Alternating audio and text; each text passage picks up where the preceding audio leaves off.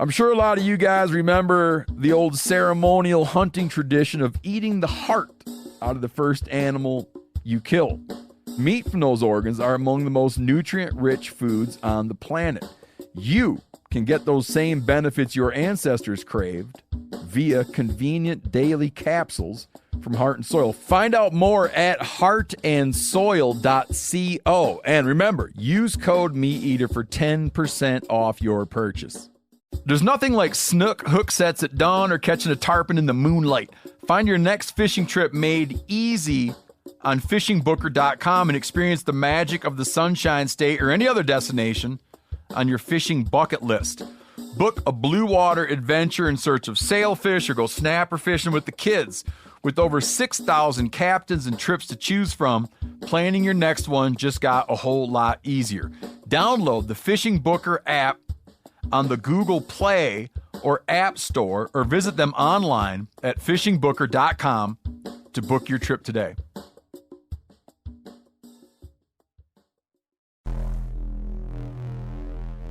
Welcome to the Wired to Hunt podcast, your home for deer hunting news, stories, and strategies. And now, your host, Mark Kenyon. Welcome to the Wired to Hunt podcast. I'm your host, Mark Kenyon, and this is episode number 73. Today in the show, in this little bonus episode, Dan and I are going to be quickly recapping our past 2 weeks chasing elk.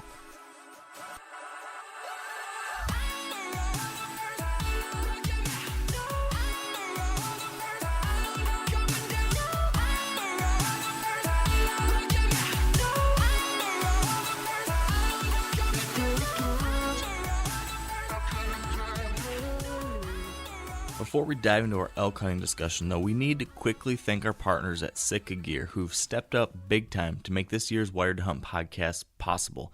And if you spent any time at all checking out Sitka Gear on social media like Facebook or Instagram, you've probably seen people using the hashtag #SickForIt to tag their photos or comments. It's become a pretty popular little slogan for a lot of Sitka-wearing guys and girls and a lot of other hunters too. So when I chatted with Sitka product category leader Dennis Zuck last, I was curious to hear about where this #SickForIt hashtag and saying came from. Here's Dennis. Yeah, it's kind of a really funny thing, and it's kind of cool. People kind of grabbed right onto it. But, I think, if you look at some of the why we do what we do and all the other stuff in the Sitka films and the videos and kind of that, just try and always be in the moment, trying to always go after things, get out in the woods, get out, hunt, do all the stuff we do. Somebody's like, we're, being sick for it. And we kind of thought about that, and it's just an interesting tag to describe that, just that sickness we all kind of have about, being in the outdoors. So it's something we kind of did the hashtag thing, and it kind of caught on quick, and, now it's on gun barrels all over the place, which is fantastic. So there you go. If you've got the fever, if you're afflicted with a serious addiction to whitetails, if you are truly sick for it, you ought to check out Sitka's gear made truly for us fanatics at sitkagear.com. And now, let's kick off the show. All right, welcome to the Wired to Hunt podcast, brought to you by Sitka Gear. I got to apologize to you all. We didn't have an episode last week because I was in Oregon chasing elk, and before that, me and Dan were in Idaho chasing elk. And that is the theme of our podcast today. We want to just get you all up to date on what we've been up to the last 2 weeks. We're going to take a brief break from whitetail stuff to share with you perspective of a whitetail hunter gone west, and talk to you about what that's been like, the challenges we had, the experiences we had, and what we learned along the way. So it's going to be a shorter episode, kind of a bonus episode here, but we want to make sure we talked about this topic for all of you that might be considering a hunt out west or chasing elk someday. Maybe this will be interesting too. So, Dan, how did you feel the day you got back? I drove 24 hours straight. You drove 18 hours we drove 18 hours to get you back to Iowa. How did you feel that day you got back to Iowa after our week in Idaho? Oh, man, I think I just barely dried out. I think it's funny because I got home. I was exhausted because, obviously we're both exhausted from the trip. We're both exhausted from the additional drive, and I think it was like we were both just on autopilot. And then I got home, and then my wife goes, "Here's the kids." So then I was up for another 8 hours straight watching kids. So it was exhausting, but well worth it. Yeah. I while you were dealing with the kids, I had a heck of a time trying to get home because I was so exhausted. I made it, I think, an hour after dropping you off, and then I had to stop at a gas station and sleep in a parking lot for an hour. And then I was able to drive another like 3 hours, and then again I was like hallucinating. I could not focus on the road. I pulled over again, slept in another truck stop. So man, I didn't get home until late that evening because I just could not stay awake. It was tough. Yeah. But just the scenery out there blows my mind. The scenery of the actual, the drive back. I was like ooh, there's a pronghorn. Ooh, there's a pronghorn. Ooh, there's a pronghorn. You like were. every 5 minutes we're driving through Wyoming. And if you guys don't know, Wyoming is like the capital of pronghorns. And I'm just watching. Ooh, there's a big one. Ooh, there's a big one. So You were pretty stoked. I was like a kid. So let's take it back to the beginning. Let's walk through our week out there. I picked you up on Sunday morning. We drove straight through. We got into Idaho Monday morning. We got to our little pull-off spot where we're about to drive in, and there's more people there than I've seen there in the past couple of years. What were you thinking when we got there? Well, I really wasn't too concerned because like I said to you, I didn't have any real expectations for this. Basically, this was the first time for me, so I was just there to absorb. But they were packing up, like the area that we hunt also has sheep on it throughout the year, right? Yeah, they graze sheep on part of it, yep. Right. So they had a huge roundup, and they rounded up all the sheep into this corral where we parked by. And I thought that was going to be a good thing, that they got all the sheep out of there and we're good to go now. But I thought originally that the other campers were some of the cowboys that were there, getting all these sheep. But little did we know. Yeah, I was thinking and hoping the same thing. But yeah, so we hiked in, the couple miles into where we usually camp, where I've camped in the past. We set up camp. Things were looking pretty good. And then I think we started realizing there might be an issue when we saw two guys walk past our camp, that afternoon. And then we went to go get water. Yep. And the first thing we see is a whole bunch of tents underneath this tree where you said last year was like the money spot to be. Like we were seeing elk and elk were bugling right there. Yeah, it was a spot to hunt. And now this year there was 3 tents, an electrical fence corral set up for 3 horses. Yep. And while we're getting there, we're like, what's on the back of that guy's horse? Well, it was antlers and it was meat. So we got water for the very first time. It's a guy packing out a bull elk. Yeah. And it was a decent sized elk too. And that was the closest we got to seeing an elk that that was our best big bull encounter of the trip. Sure. Yes, we got water. We saw there was guys hunting in our spot. We went back to camp, and then a family of 4 walked past our camp. Yeah. So, and like I told you, in the past 2 years of hunting this spot, we've never had any issues with any other hunters at all. Like, I saw last year we had 2 guys walk past our camp the first day, and that's the only other time I've ever seen another hunter out there ever over the past 2 years at all. And now, in our first day, we've got like 9 people. Yeah. And that was kind of the story of the hunt. We, at that point, I was really stressed out because I was worried, okay, there's a lot more people in here. This is totally going to change, what I thought the elk would be doing.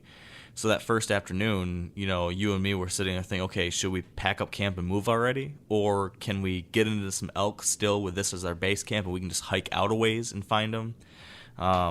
But we decided, that night we said, okay, let's spend tonight and just let's see what the situation is before we get all worked up and pack up camp and leave. Let's see what things look like tonight, and then maybe the next morning. So that night we went, hiked out way far east of direction, a couple miles, and we did see some elk. We saw, I think, 4 cows down low that we bumped while walking at one point. We saw, I think, 6 cows way up high in one distance, and I think we saw another 4 cows way the other way on a ridge, right? Mm-hmm. And that was That's right. Yep. And, that was the very first night, and I thought that was awesome, but this is what I read about after experiencing what we experienced, and I talked to some other guys who actually live out in Idaho. I guess Idaho had a lot of rain this year, which means that the grass grew at higher elevations, meaning the elk, they didn't even need to come down to the lower elevations to get their food like they typically do. So that's one of the reasons why I think they were just at a higher elevation.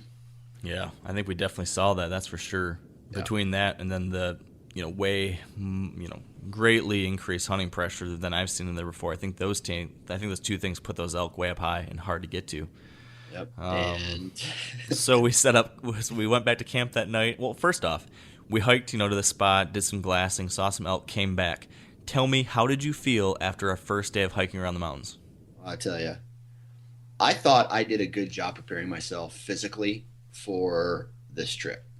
And I did. I felt I was good. But that thin air up there just kicks your butt. I mean, on the way there, I hadn't acclimated yet. I mean, as far as on this evening hunt, on the way to our glassing spot, I was, feeling it. But on the way back, oh my Lord, we went up some almost straight up stuff and some straight up faces, and my legs were burning, and I was taking like 5, 6, 7, 8 steps at a time and then having to stop and catch my breath. And luckily the preparation that I did for this hunt, I feel helped me recover faster. So, I needed by the very first day I was like, okay, give me 2 minutes. And by the very last day, when I could pound it out a little bit more. And I think maybe you saw that as well. Yeah, I did. Where I got acclimated and I could start moving around and at a better pace. And when I needed to, have a timeout, it only took me like 30 seconds to recover, and then I could go again for a while. So I don't know, man. It's one of those things where you almost have to live up there all year round to truly feel comfortable moving around. I mean, I'm from Iowa. I think where I live is like 300-foot elevation. So I don't know what it's. We camped at about 6,400 feet, and I think the highest we got was almost 8,000. So yeah, it was an experience. Yeah, I think in past years I felt pretty good, but this year especially, since I lived out there for 2 months and was hiking all the time, that helped a ton. I mean, just like you said, having that time out there, just acclimatizing, and even no matter how much you work out, it is hard to really exactly replicate what you're doing out there. Just hiking up and down, up and down, up and down in that thin air. It's hard to really prepare for that. You can only, like you did, you can just do the best you can, and then when you get out there, just try to tough it out. Yep. And we did. And I think what was the word of the week? The word of the week was brutal. Brutal. I think we got home. We were sitting there cooking our meals, our freeze-dried meals, and listened to a couple elk bugle in the distance and just looking at the stars. And me and you were going, man, this is going to be an awesome week. And fast forward about 5 hours later. Yeah, I'm fast asleep in my tent, comfortable, cozy, dreaming of big bulls, and then something happened. Yeah, I started feeling it started raining, and I started real quick. We are in 2 separate tents. Right. We each brought our own tent. Okay, so now I'm cozy in my tent. You're in your tent. Continue. And it starts to rain, and I'm borrowing a friend, buddy who does a lot of backpacking, so I borrowed his tent. He told me, hey, it works pretty good. And I wake up to dribbles of water on my face, and I look down, and my tent is full of water. So I'm like, oh, Mark. I tried to like adjust myself to where I wouldn't need to get into your tent, but it was inevitable. I mean, and then so we had to make a quick adjustment. I had to throw all my stuff in, like not all my stuff, but like kept my gear in my tent. And then I put some of my clothes and my boots and my sleeping bag. And so I jumped in with Mark basically. So we snuggled up the very first night. And it's a good way to kick things off. That's right. So the next morning was awesome because it still rained a little bit, but it wasn't downpouring. I don't know, man. It was downpouring for a decent bit of that morning. Yeah, I think. But we wouldn't have gone hunting if it because it started off. It was raining, but it was like a drizzle, and we're like, okay, looking at the weather, it's supposed to let up. Yep. Well, we get about a half mile away from our tent, and then we just get pounded, and we're sitting there going, and we can't even move. It's raining so hard we can't see. And then the other thing is that out there, I think it's clay or something. I don't know what it is, but whatever the mud is, the dirt, when it gets wet, it just becomes grease. I mean, you can't hardly take a step without slipping and falling. It's so hard to walk. Yeah, it was walking on Vaseline, and by that time, my $35 rain suit had already soaked through. So like I said to you, every place that I tried to save money was exposed. Meaning, I tried to save money on a cheaper rain suit. That didn't work, and so the whole point of me saying this right now is save your money for Western hunts, because literally your life could depend on the quality of deer you have.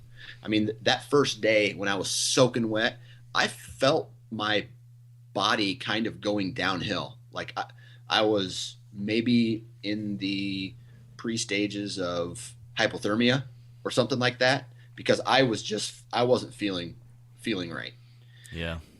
Well, it really became, even the whole trip to a degree, became more so just like survival versus like an enjoyable hunting trip. It was just, especially with a bad tent and bad rain gear and cold, it was cold temperatures. We had the temps in like the 40s, I think. When you're soaking wet and in the 40s and you're out there miles and miles away from civilization, it's all you can do just to keep on keeping on. Well, and that's what I said. I mean, I was telling you, you're like, hey, let's stop here for a second. I'm just like, man, we got to keep moving, because if I stopped and my body cooled down, I felt I was going to get sick. And so we had to keep moving. Every piece of equipment I had was wet. Every article of clothing. And, we get back to the tent after this morning hunt. What do we do? We saw maybe one spike buck. We saw a spike bull, yeah. A spike bull, yeah. And that was that was a pretty close encounter. 50 yards for you, right? Yeah, I think I was within 50 yards of him, yep. And then I thought we were going to have a play on that, because after that hike, I was like, dude, I'm shooting anything. Yeah, you were ready at that point. Any elk. And that was the day one. So I was just like, this is the first trip for me. I'm going to shoot the first elk within shooting range. And I made a little play over this ridge, and by the time that I got up to it, he had bounded away. I think our scent was kind of swirling, but yeah. And then after that, back to the tent. Your stuff was just soaking wet, and everything was wet. Your tent was bombed, so we decided we had to go get you a new tent. Yeah, that was fun. Yeah, so we packed all the way back out to the truck, then had to drive an hour from where the truck was to the nearest town. Got to that town, checked a couple stores. They didn't have any tents. Then we had to drive another hour to get to a bigger town where we could find a tent, but we stopped at like 4 places before we finally found a spot to get your tent. Yeah. $500 later. Yeah. Woo! I heard about that when I got home. Believe you me. Did you tell her how much it cost? Yeah. She's like, how much did you spend on it? It's like, oh, just don't worry about it. Well, I need to know how much you spent on it. So I told her, and she's like, are you kidding me? Those weren't her exact words. You know Yeah, what I mean? yeah, I know But what you mean. she's like, I thought you had a tent. I'm like, I literally had to have a new tent or I was going to die. Yeah, pretty much. Oh, But we gosh. had a good hamburger out of the whole deal. We did, because at that point I was like, all right, the way things are going, we're not going to make it in time to hunt in the evening anyway, so we might as well get a good meal. So Stopped at a laundromat and dried all my gear out and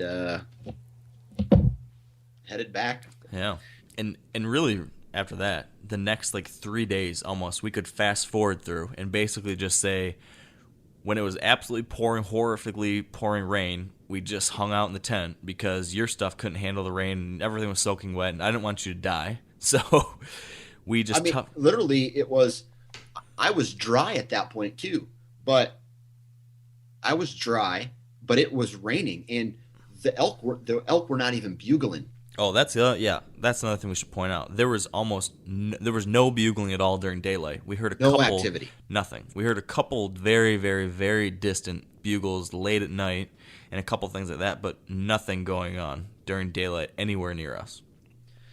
Yeah, that's kind of when it came to a reality where it's like, if the elk were bugling and they were active, I would probably have got out of my tent more and maybe chased them. But from where we continued to see them at these higher elevations, and the fact that it rained at one point like 18 hours in a row, we're sitting in our tents going, what do you do? At one point I was reading the instructions on my blister kit because I was so bored. But yeah. We were dry, Relatively. yeah. And even your stuff got wet. Yeah, even my tent was starting to soak through on the bottom. And every time you go out there, even in your rain gear, when you get back in your tent, everything's soaking wet, everything's muddy. And, me, even with whitetails, I hunt through anything. But yeah. In this type of scenario like this, like you said, number one, you go out there, you're getting soaking wet, especially your stuff's getting soaked through. You're in a bad situation if you get even wetter. Number two, there's nothing talking. There's nothing nearby, and there's hunting pressure that's pushed everything far away. Number three, if it wasn't raining or if the conditions were better, even if the elk weren't bugling, what I would have been doing in that situation would have been, all right, we're going to hike a lot, we're going to glass a lot, and we're going to hope to spot something and be able to stalk in on it. But when it's pouring so hard that you can't see anything, and the dirt is so muddy and slippery that you can't even hike without falling over every 30 yards, you can't go up hills, you can't go down some of these hills because you literally can't even get down them, you can't do anything. And that was what we were stuck with for a couple days there, for parts of days. I think we had parts of days we were stuck in the tent because of that, and then it'd clear up a little bit, and we'd try to get out there and hike a little bit, but it was pretty much a lost cause. We hunted one time a day. We got out of our tent one time a day. It was for the entire week. So it wasn't like a huge bust, but we were fighting the elements the entire time. Yeah, and it was the toughest conditions I've ever hunted in. Yeah. And even when it did clear up and we were able to walk a little bit, couldn't get in any elk, could hardly see any elk. The only time we did eventually see some elk is when, I think our fourth day or fifth day, we were getting late in the trip, and we kept on trying to, push farther and farther away, trying to find where these elk might be. And we finally just went up this ridge right to the freaking top of a mountain nearly, try to see over the other side, see if there's something way, way, way, way over there. And we finally did get way up high after climbing, 1,500 feet or 2,000 feet or whatever it was. And we spotted a bull and some cows on the other ridge across the valley. And then at this point, that was the first bull we'd seen the whole trip. So we decided to tear down after it. So then we went running down the steep hillside or ridge line, dropped down to the bottom of the valley. Had a pretty cool encounter with a moose. Yeah, saw two moose down there at the bottom. Yep. And then tried to bomb up the other side, but now going up the other side, now it starts pouring rain again, and it gets super crazy slippery wet again. At one point, you fell and popped your knee out, right? Well, I didn't, every once in a while, if I'm using my knee a lot, it has like a hitch in it sometimes, and I was kind of trying to catch myself on some slipping mud, and my knee popped at, my knee caught, and I fell and landed on my back, and got up. Luckily I wasn't hurt. But when you say we went up 2,000 feet, from our base camp to the top of that mountain was like 1,000 feet. Okay. Maybe 1,500 feet. And then where we saw the elk at, we had to go down 500 feet and then come back up another 1,000 feet. So it was one of the hardest things I've ever done in my life, from a physical standpoint, pushing my heart rate and my body to exhaustion levels. Yeah, it was tough. And then we got to the top. It's pouring rain again. Everything's soaked. We've both fallen down multiple times. We're covered in mud. Elk's soaking gone. wet. All the elk are gone, of course. And then we had like I don't know how long. It seemed like a couple-hour hike to try to get back to camp at that point, just through nasty, boggy, wet crap. Wet. And, I mean, that was basically... Waist-high grass. Waist-high grass, yeah. That's basically the story of our hunt. I mean, you fast-forward another day or two that we were there, it was basically that. It was just more hiking, soaking wet. The final morning, we had nice weather for a little bit there in the morning, but we didn't see anything, didn't hear anything, nothing going. We just hiked a lot and looked around a lot. And that was our hunt. I mean, we had, it was one of these things where it was Friday morning, and we had planned to hunt Saturday morning. But we're sitting there going, okay, granted, anything can happen, right? Anything can happen. But we knew where the elk were at. They were the next ridgeline over, which is a huge walk from where, they were deeper into the national forest, which meant we would have had to double the amount of walking or hiking to get to those spots. And if we did, in some reason, kill an elk on the Friday night or the Saturday morning, it was going to take us 24 hours with two people just to get the elk out of there. Yeah, it would, to get to where those elk were by foot would have just been nearly physically impossible for us to pull off. We could have got in there and hunted. We would have had a nasty, nasty hike in and out to try to get in there, but we could have done that, but we wouldn't have been able to get an elk out unless you did, literally just, a day or two, like just go back and forth, back and forth, back and forth, back and forth, and literally kill ourselves about. And at that point, not to make excuses, but you had a flight to catch, and and the wet conditions, every step you were sliding, so it just became a logistical nightmare, and it really wasn't safe at some points. Yeah, and man, it was just as we said, brutal. It was just brutal. But I tell you what was awesome about that trip. Those kind of trips tell you something about who you are. If you can tough stuff like that out, you can tough just about anything out. You know what I mean? Oh yeah, that's the stuff that makes you. Yep. And it's like, I just remember I was so frustrated and so mad, and just like the way things were when we were hiking back into town the next morning after our first day there. And I'm just like, I'm literally having to talk to myself to motivate myself to keep moving, and just like one more step, because the elevation was getting to me, the wetness was getting to me, but I tell you what, it's going to be a story that I'll have for the rest of my life. And like I said, I just remember that time when the very last morning, we hiked all the way up this one ridge that we couldn't get to the previous 3 days. And we're sitting there, and we come across this old camp that was there, and we're sitting on we're looking over this huge bench, and we're just looking at the mountain in the background.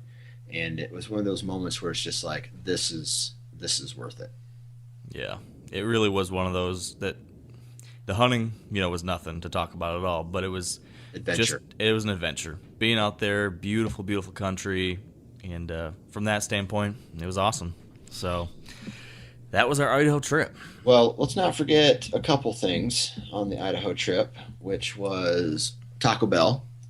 Taco Bell was good. Taco Bell. That was like our mantra when we were out there. It was like Taco Bell. What are you going to do when you get out of here? Taco Bell. Taco Bell. It's like we were in some kind of prison. What are you going to do when you get out, man? I'm going to go eat Taco Bell. Well, yeah, but we finally got Taco Bell when we did get out, and it stabbed me in the back.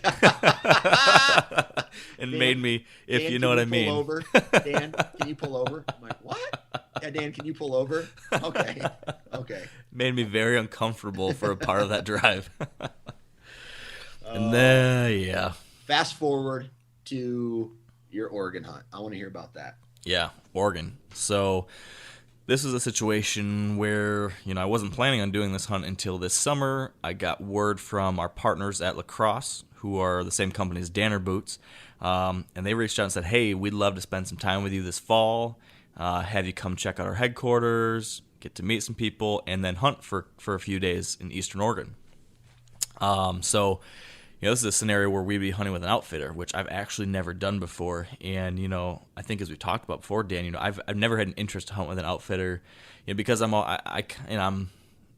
got this idea that I'm just this DIY guy, and that's, what I really enjoy. So I didn't think this would be something I'd enjoy necessarily, that aspect of it. But it was something I couldn't say no to. It would be a great opportunity. It was going to be great to meet these guys from Danner and Lacrosse. So I thought, hey, I'll give it a try. So flew out there on Monday, got into camp, and really from the beginning to the end, it was a really positive experience. I mean, I've found there are some really cool things about doing an outfitted hunt like that. It's not necessarily something, that I would, see myself doing in the future, mostly because I can't afford to do something like that. And I do love doing things on my own, but there was a lot of actually really cool, fun aspects of being at a camp with a bunch of hunters and, coming in at night and sharing your stories and sharing a good meal. And, that camaraderie aspect was really cool that I've never got to experience to that degree. So I really enjoyed that. We hunted with Opal Butte Outfitters in Eastern Oregon.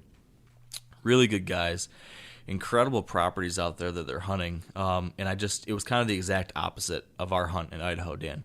We heard elk every day like crazy. We were in elk every day. They're bugling very well almost the entire time.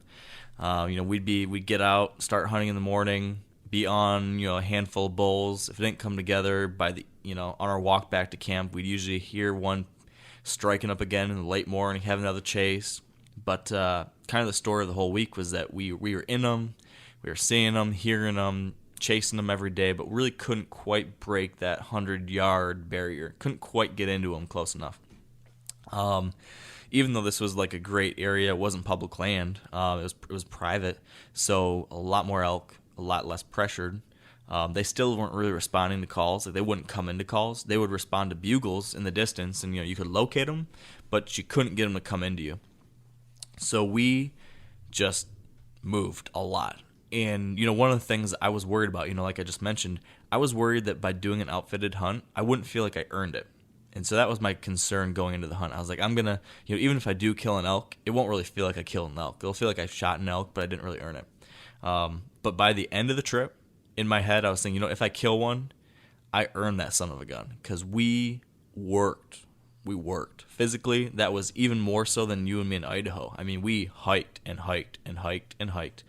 And we didn't stop. We just kept hiking up and down these huge ridges and mountains and hills and all sorts of stuff. It was, thank goodness that I had lived in the mountains for 2 months and that I did this trip in Idaho beforehand. Because if this had been any other year when I hadn't been doing all that stuff, I would have been killed up there. I wouldn't have been able to do it. We hiked, I bet you, probably 10 miles a day, but it was nonstop, up and down, up, down, up and down.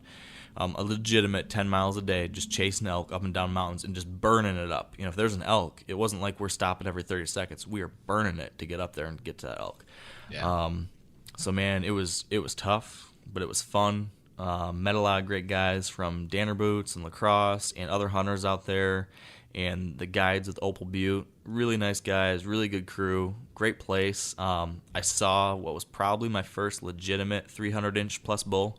Saw just a giant. It was just cool to see elk like that. I'd seen some big, what I thought were big bulls past years in Idaho. But man, these are some impressive animals. So it was a lot of fun from that standpoint. So fast forward days 1 through 4, gets me to day number 5. up to this point, it's been great, been a lot of fun, but haven't been able to close a deal. Night number 5, I think it was night number 5, or night number 4, one of the two, I don't know. We, me and one other guy, a guide, were hiking down. They weren't talking this night. We're coming down this ridge, and we were about to sit down and just glass and listen for a while. And we just come over this knob, and we spot some cow elk feeding right beneath us, like 70 yards down beneath us in the shade. They didn't see us. We stopped, snuck back a couple steps. And as we were going to kind of circle downwind a little bit just to get a better view and make sure our wind was good, as we did that, something spooked them. Maybe they heard us, maybe our shadow, something like that, because the sun was at our back and was casting a long shadow. Something spooked the elk. They go running away. Now, Dan, I don't think I've told you the story at all, have I? No, I haven't heard it yet. No, okay, so yeah, this is brand new for you too. So the elk go running down, and we, crouch down. We're like, son of a gun, we just spooked these elk. They were so close. Like, if there was a bull in there, we would have had a perfect setup. That was like our first really good opportunity, and we just blew it because we spooked them somehow.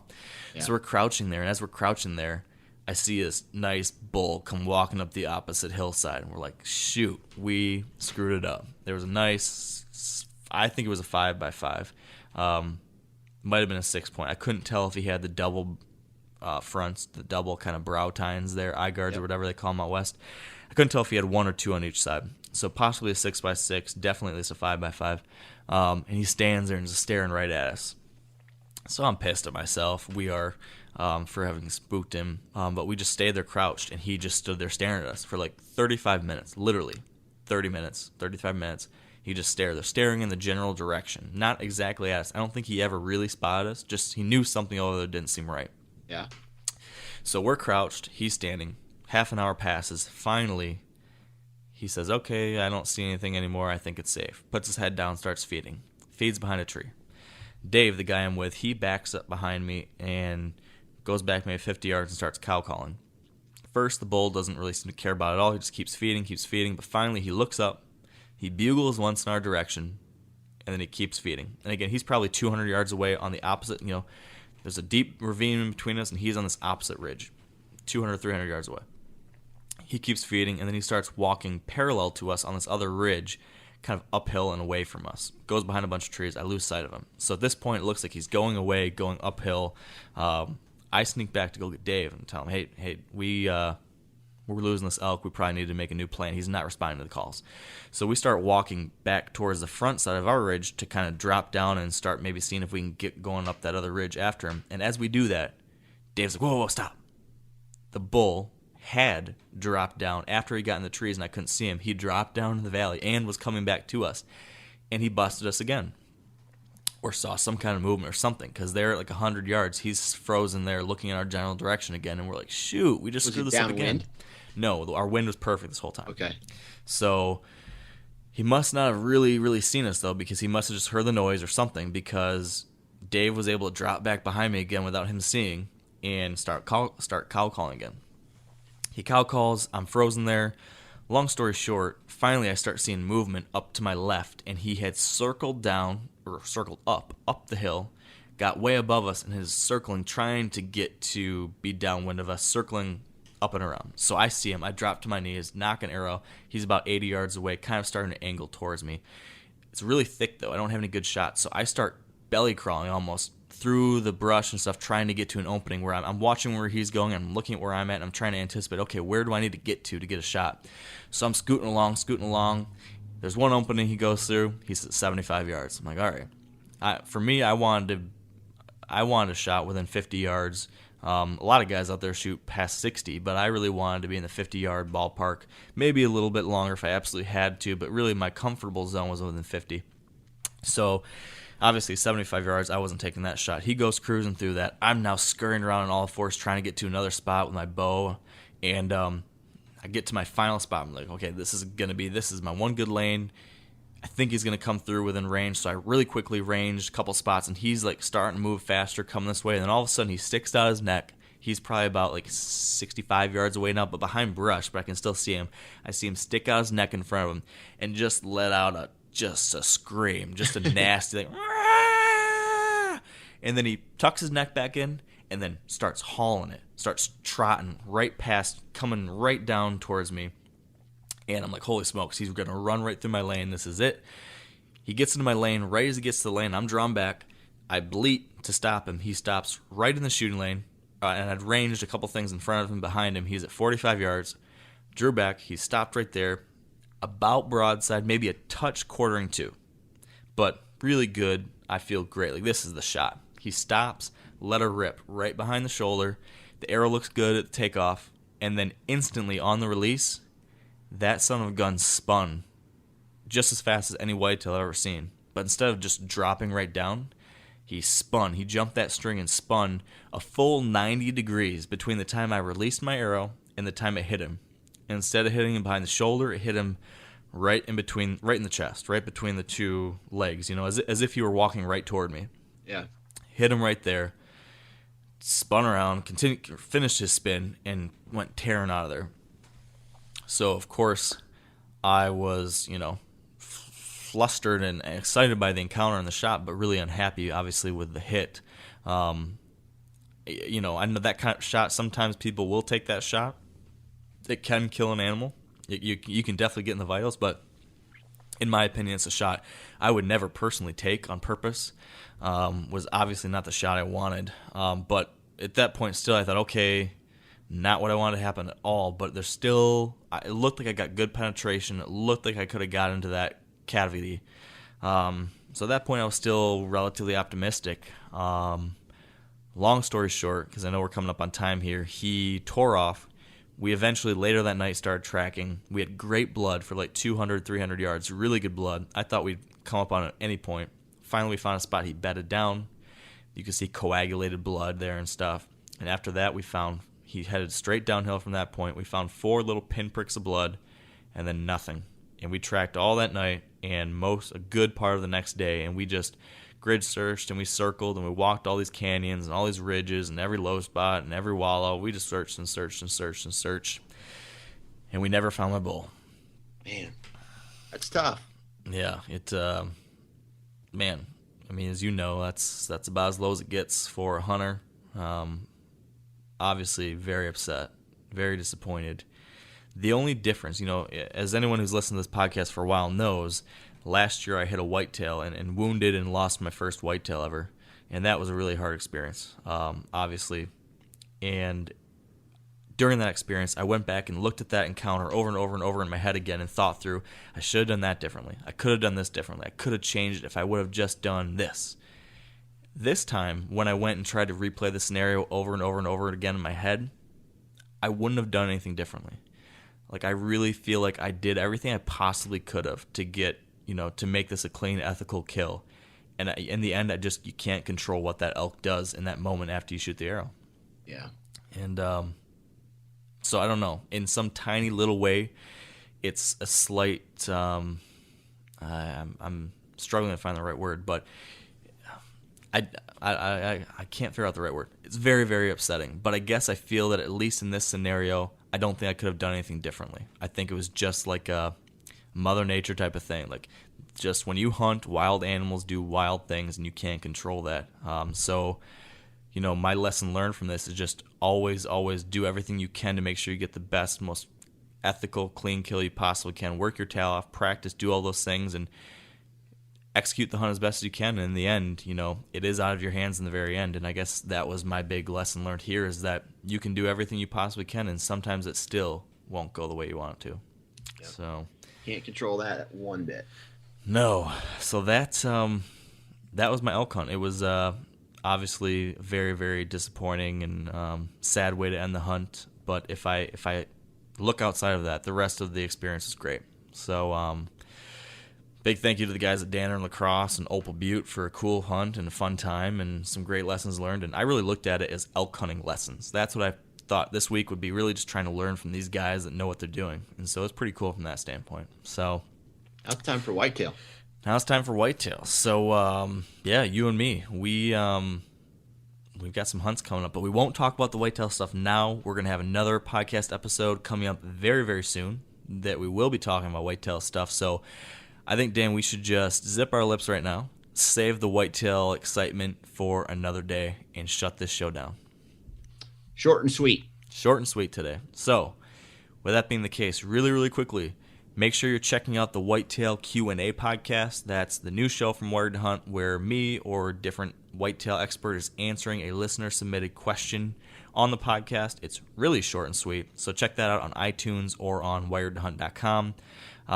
We, of course, need to thank our partners who help make this podcast possible. Big thank you to Sitka Gear, Trophy Ridge, Bear Archery, Redneck Blinds, Huntera Maps, Ozonics, Carbon Express, Lacrosse Boots, and the Whitetail Institute of North America. Thank you to all those guys. And finally, most importantly, thank you all for listening to this podcast. Thanks for dealing with our absence last week and sticking with us to hear about things today. So hope you enjoyed the show. Hope things are going well for you if your season has opened. And whether or not it has, we wish you all the luck in the world on your next hunt. And until next time, stay wired to hunt.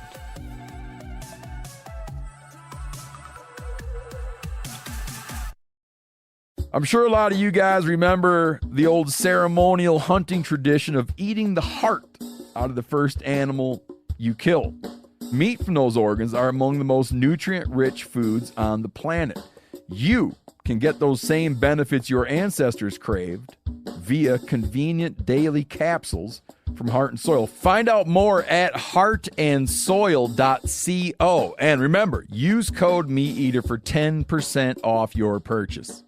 Outdoor adventure won't wait for engine problems. Things like hard starts, rough performance, and lost fuel economy are often caused by fuel gum and varnish buildup. Seafoam can help your engine run better and last longer. You simply pour a can into your gas tank. Hunters and anglers rely on Seafoam to keep their engines running the way it should the entire season. So pick up a can of Seafoam today at your local auto parts store or visit seafoamworks.com to learn more.